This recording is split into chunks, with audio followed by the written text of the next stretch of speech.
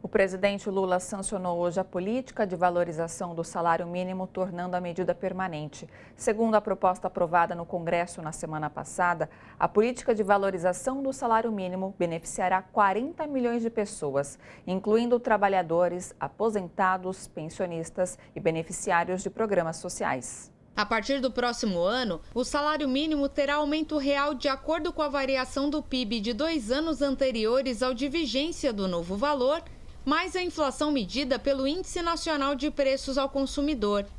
A medida deve beneficiar todos os trabalhadores, até mesmo quem ganha acima do salário mínimo, além de aposentados e pensionistas.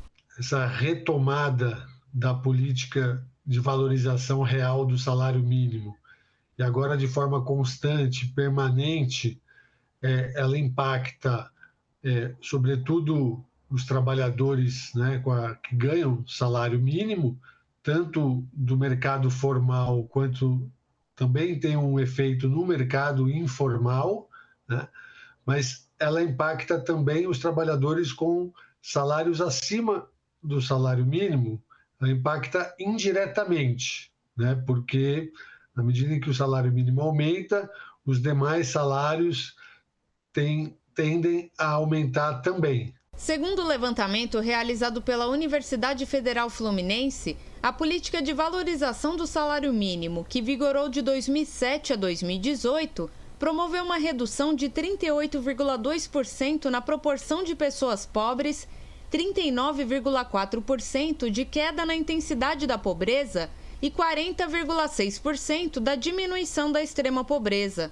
A valorização do salário mínimo também impacta na desigualdade de gênero, já que 40% das mulheres que estão no mercado de trabalho recebem até um salário mínimo. A política de valorização do salário mínimo, ela foi uma das políticas mais importantes que o Brasil conquistou, né, no governo Lula e Dilma, e nos anos 2000, até a interrupção da sua política de valorização. Ela foi um dos alicerces, né, para, junto com ampliação da formalização, com a geração de emprego, para a gente mudar um quadro que era um quadro de extrema desigualdade econômica e social que nós havíamos herdado desde os anos 90.